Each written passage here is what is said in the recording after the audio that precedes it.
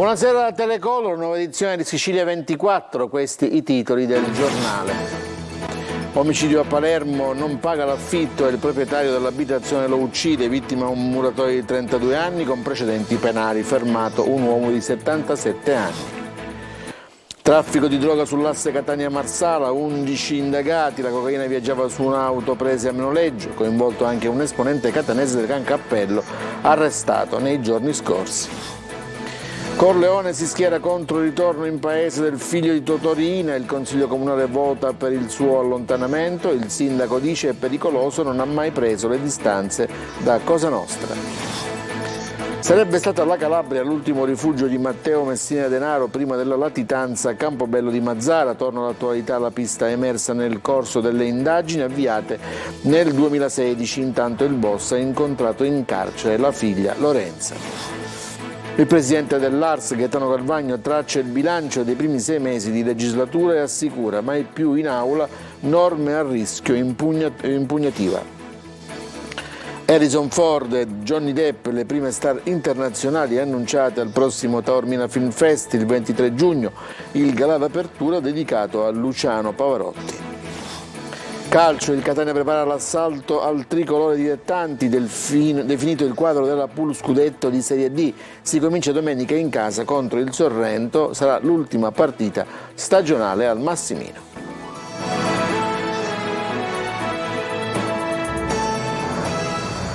Buonasera ancora da Telecolor. L'inquilino uscito di prigione a giugno non paga l'affitto e il padrone di casa lo attende di buon'ora e gli spara. C'è questa storia dietro l'omicidio questa mattina a Palermo. Un uomo di 32 anni è stato assassinato nel quartiere Bocca di Falco. Per il delitto i carabinieri hanno fermato il suo padrone di casa, un 77enne rintracciato in un centro commerciale. Maglio Viola. Era uscito di prigione a giugno Aleandro Guadagna, il giovane di 32 anni, assassinato oggi davanti al portone di casa, la casa che aveva in affitto. Per mestiere faceva il muratore, ma il suo nome era spuntato in un'inchiesta su una rapina ad un anziano non vedente. Guadagna e i complici avevano finto di essere dei postini e di dover consegnare un pacco, si erano introdotti nella casa del disabile, lo avevano sequestrato e rapinato, secondo le accuse. A incastrare il presunto bandito furono le impronte lasciate sul pacco usato come stratagemma per farsi aprire la porta dalla vittima. Da quando era uscito di prigione viveva in quella casa di Bocca di Falco, quartiere periferico di Palermo, dove oggi ha trovato la morte, ucciso secondo gli inquirenti dal suo padrone di casa. Alla base del conflitto che ha portato al delitto ci sarebbero le mensilità di pigione arretrata e non pagate. Il padrone di casa che oggi l'ha ucciso è stato di fermo e sotto interrogatorio, è stato arrestato al centro commerciale La Torre nel quartiere Borgo Nuovo e non ha opposto resistenza. Nella sua auto trovata vicino all'abitazione i carabinieri hanno rinvenuto un fucile. Sul luogo del delitto sono state recuperate invece alcune cartucce e adesso i reperti verranno paragonati. Il presunto assassino è stato portato in caserma al comando della compagnia di San Lorenzo per eseguire anche l'esame tecnico necessario per accertare se ci siano tracce di polvere da sparo addosso all'anziano. Le indagini si erano subito indirizzate sul padrone di casa. I carabinieri erano prima andati nell'abitazione dell'uomo ma non lo avevano trovato. Ai militari però i familiari avevano raccontato che il loro congiunto era uscito presto di casa lasciando una lettera nella quale diceva «Sto andando a sistemare la questione degli affitti non pagati con l'inquilino». Nessuno però aveva immaginato il drammatico epilogo. Drammatiche le fasi del delitto, l'omicida secondo la prima ricostruzione a caldo avrebbe atteso che Leandro Guadagna uscisse dal portone e avrebbe fatto fuoco. I familiari di Guadagna, sentiti i colpi, hanno subito chiamato il 112, un'ambulanza è arrivata nel giro di pochi minuti, ma ai medici non è rimasto che constatare il decesso. Intanto i carabinieri del nucleo investigativo ricostruivano il retroscena del delitto. Alcuni testimoni hanno anche raccontato di quelle liti per gli affitti non pagati al padrone di casa e le indagini hanno subito imboccato questa pista che poi ha portato al fermo del proprietario dell'immobile. E restiamo a Palermo, fiumi di cocaina sull'asse Catania-Marsala, 11 di indagati, 3 in carcere e tra questi il catanese Lorenzo Agatino Abbate di 45 anni arrestato nei giorni scorsi in un'operazione dei carabinieri di Catania sul traffico di stupefacenti gestito dal clan mafioso dei Cappello. Laura Spanò. La città di Marsala ancora al centro di un vasto traffico di cocaina, questa volta la droga arrivava da Catania. Nella città lilibetana è stato accertato dai carabinieri ogni mese sarebbero giunti 2 kg circa di cocaina. Con l'accusa di traffico e spaccio di sostanze stupefacenti, nella notte i carabinieri della compagnia di Marsala, al termine di una serie di indagini, hanno messo fine a un vasto traffico di cocaina sull'asse Catania-Marsala.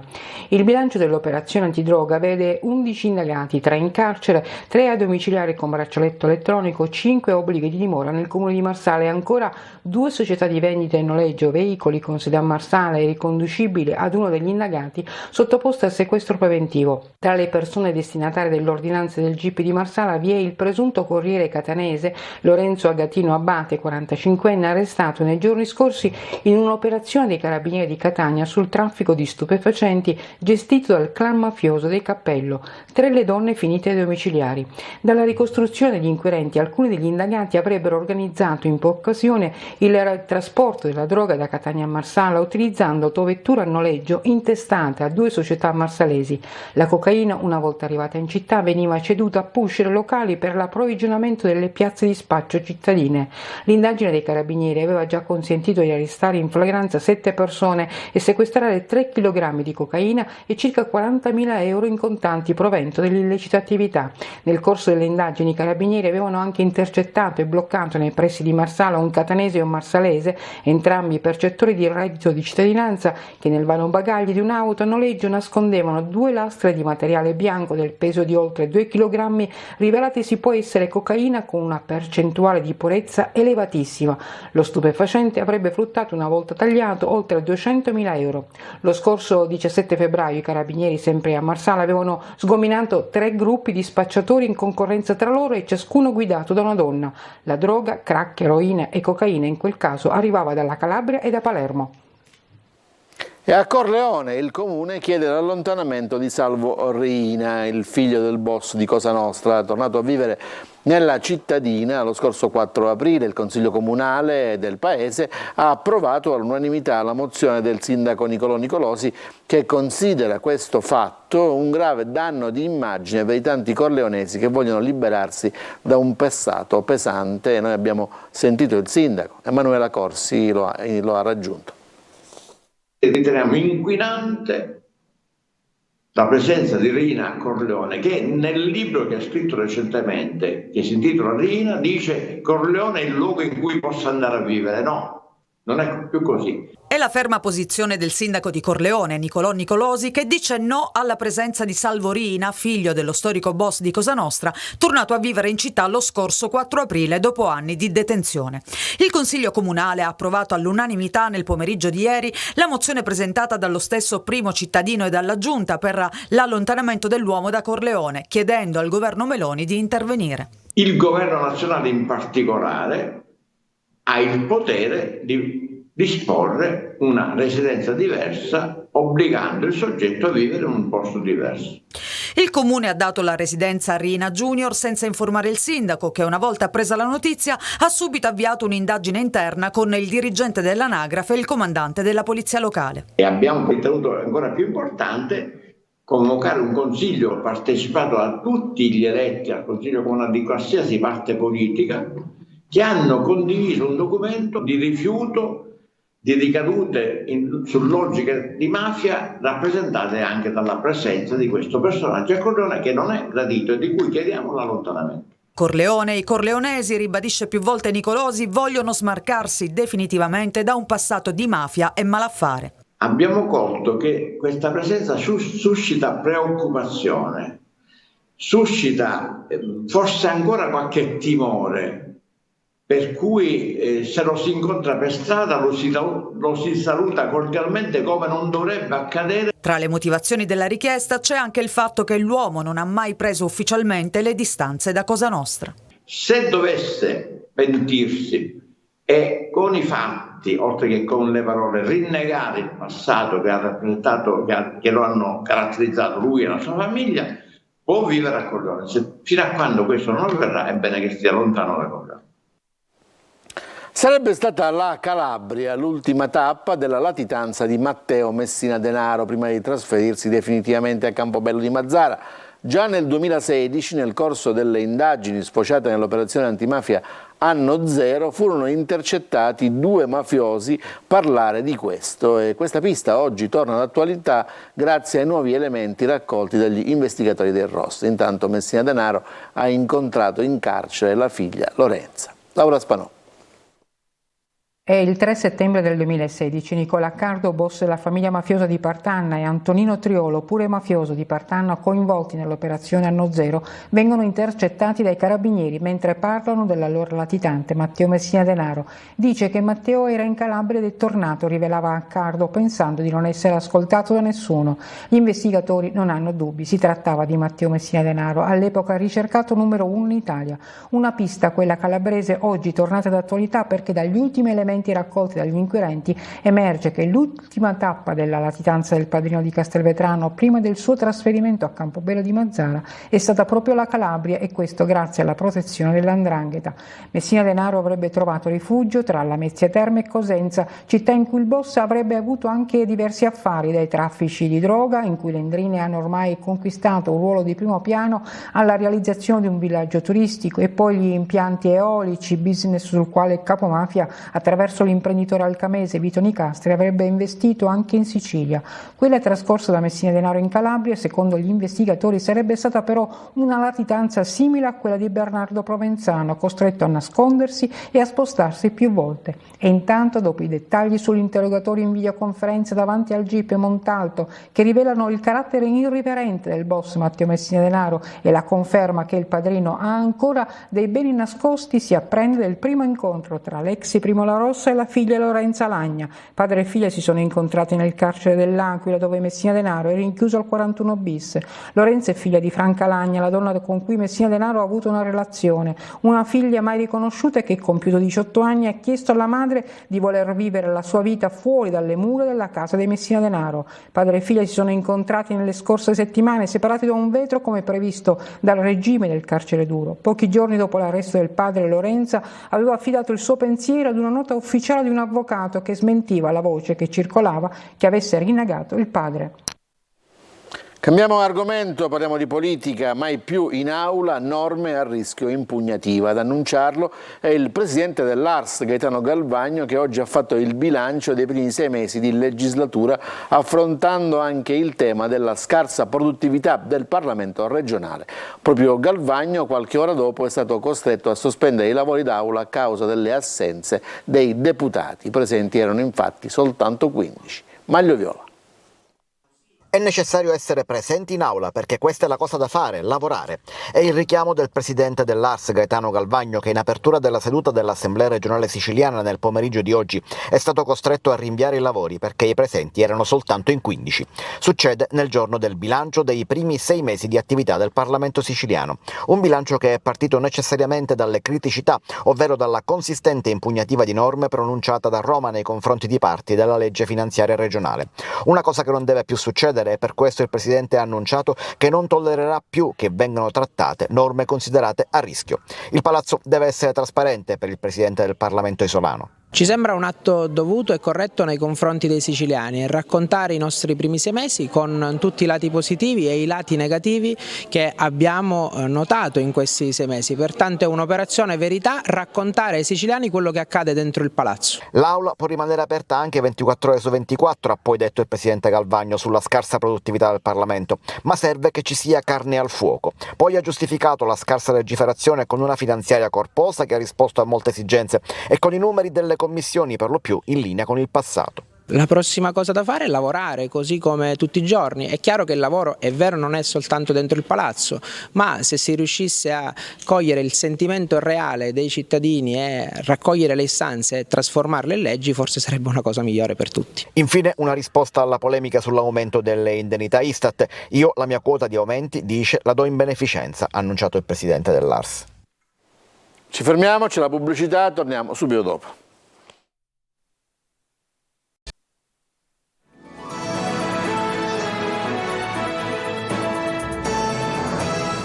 Seconda parte del telegiornale, dopo un anno e mezzo di inagibilità, conclusione dei lavori di ristrutturazione, riecco il pontile di Mondello, che dopo un anno e mezzo di inagibilità appunto è stato restaurato e riconsegnato alla città. Ieri sera l'inaugurazione. Marco Gullà. Per molti è stato il pontile dell'amore, per altri un punto di riferimento dove incontrarsi. Torna ad essere fruibile il pontile di Mondello, situato davanti alla piazza della Borgata Marinara Palermitana. Ieri è avvenuta l'inaugurazione dopo il completamento dei lavori di manutenzione straordinaria e di riqualificazione finanziati dall'assessorato regionale delle infrastrutture. A distanza di un anno e mezzo dalla chiusura a causa del sequestro da parte della Capitaneria di Porto per chi è insicuro, è stato restaurato con fondi della regione siciliana. I lavori, in tutto circa 400.000 euro, oltre all'abbellimento estetico, hanno permesso di rifare le strutture portanti, garantendo la sicurezza della passeggiata a mare. Anche l'illuminazione è stata potenziata con luci a LED a basso consumo. La vita di noi palermitani, di tanti turisti che fanno tappa obbligatorio anche in questo molo. Questo molo mi ricorda la mia gioventù, la mia fidanzata oggi moglie, i miei figli. Chi non ha trascorso dei momenti bellissimi attraversando questo molo, devo dire fantastico ma magico, ecco.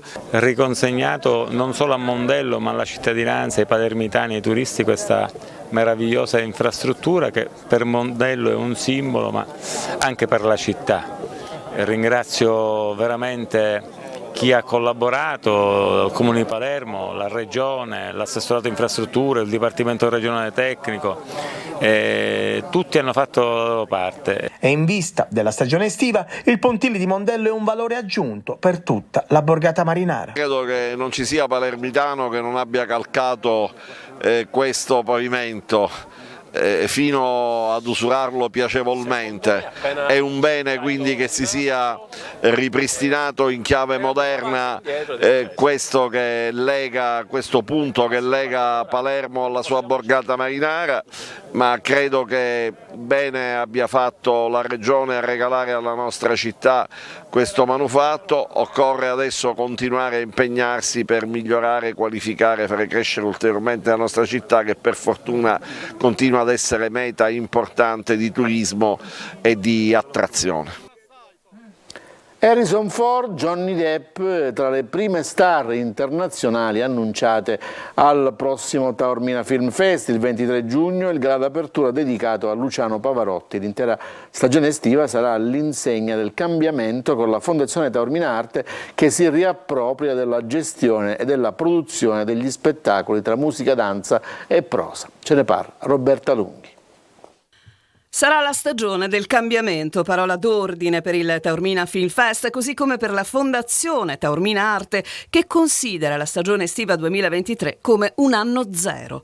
Lo start proprio con l'attesa 69esima edizione del Taormina Film Fest, dal 23 giugno al 1 luglio, con l'annuncio di un primo grande evento internazionale. Ci sarà la proiezione dell'ultima puntata della saga di Indiana Jones, e ci saranno tutti i protagonisti, da Harrison Ford, tutto il cast. L'anteprima dell'ultimo capitolo della saga di Indiana Jones è un primo successo legato al lavoro della direzione artistica del festival, in questo caso dovuto ai rapporti con la Disney del direttore esecutivo e co-direttore artistico insieme a Beatrice Venezzi, Barrett Wiseman. Sul palco del Taormina Film Fest anche Johnny Depp, il 23 giugno invece il gran galà d'apertura. Noi abbiamo deciso di dedicare questo gran galà alla figura di Pavarotti. Ci saranno artisti straordinari, abbiamo un connubio con Nicoletta Mantovani che ha voluto fortemente questo evento a Taormina, quindi partiamo con un evento che aprirà e che concentrerà i riflettori di tutto il mondo su Taormina e sul palcoscenico del Teatro Antico. Per Taormina Arte sarà una ripartenza vera, all'insegna del bello, del ritorno alla gestione interna di tutta la programmazione, delle produzioni e coproduzioni, degli spettacoli in collaborazione con enti e fondazioni nazionali e internazionali, della volontà piena di raccontare Taormina al mondo, attraverso l'arte e la sua forte capacità attrattiva. La Fondazione vuole ricominciare a occuparsi della produzione e questo avverrà sicuramente con le produzioni delle opere che porteremo al Teatro Antico quest'anno e che quindi restituiscono alla fondazione la titolarità di soggetto produttore.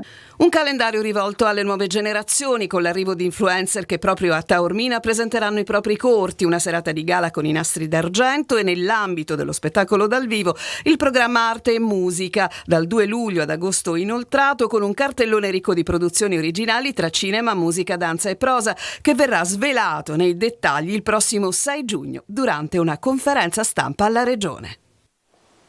È presentato a Catania il volume ricco di saggi, foto e scritti che racconta il tentativo dell'opera di conversione dei gesuiti dalla Sicilia verso India, Cina e Giappone. I professori Lina Scalisi e Francesco Failla hanno curato la pubblicazione che testimonia l'azione dei confratelli di Ignazio Loyola.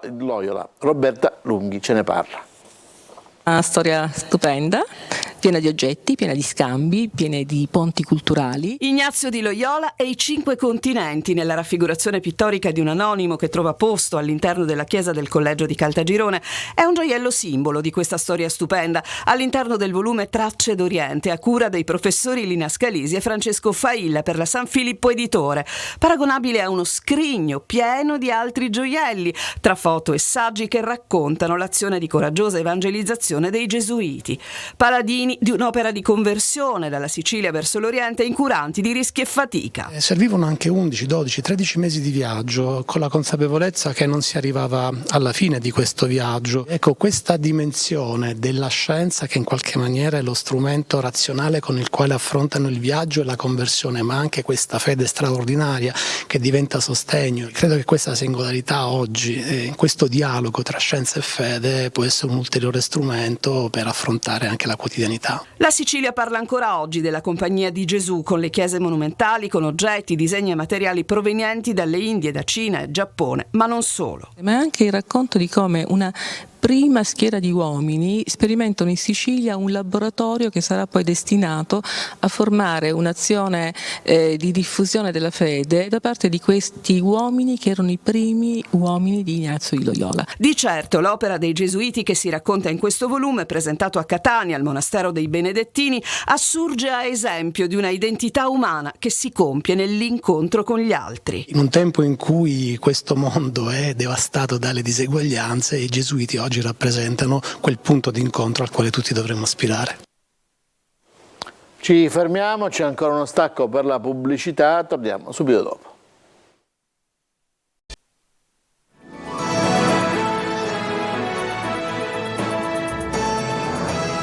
Rieccoci in studio, siamo al calcio, domenica scatta la pool scudetto di Serie D, il Catania comincerà in casa contro il Sorrento, la squadra di Ferraro dopo la promozione in Serie C punta a regalare un'altra gioia ai supporter rossazzurri. Angelo Gagliano. Vinto il campionato, il Catania ha già messo nel mirino lo scudetto di Serie D, un traguardo ambizioso per la giovane società del presidente Pelligra. Si comincia domenica al Massimino contro il Sorrento, sarà l'ultima partita casalinga stagionale per la squadra di Ferraro che giocherà, come da regolamento, il secondo turno del triangolare contro la vincente di Brindisi e Cavese in trasferta.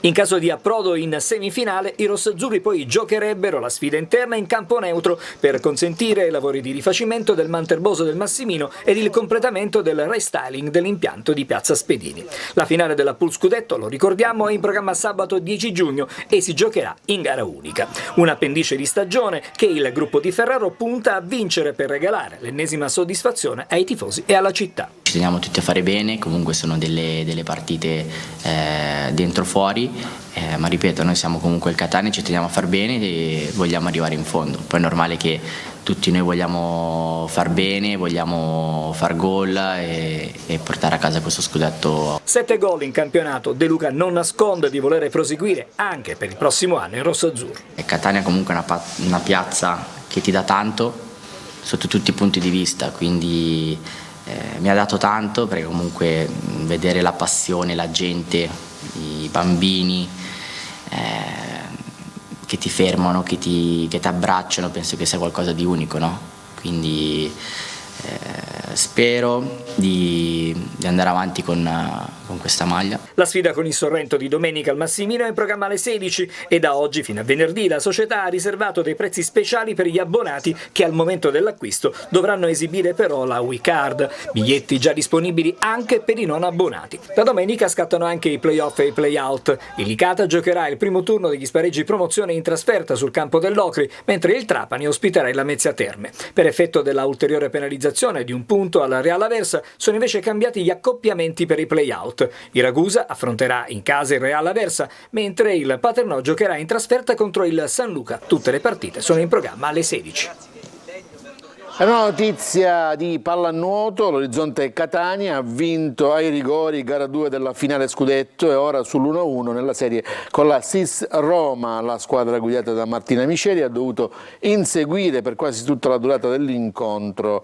Il pareggio sul 13-13 è arrivato a 40 secondi dalla fine, poi i rigori chiusi sull'8-7 per le etnee con il penalty decisivo di Palmieri. Gara 3 si giocherà a Roma sabato 13 alle 14.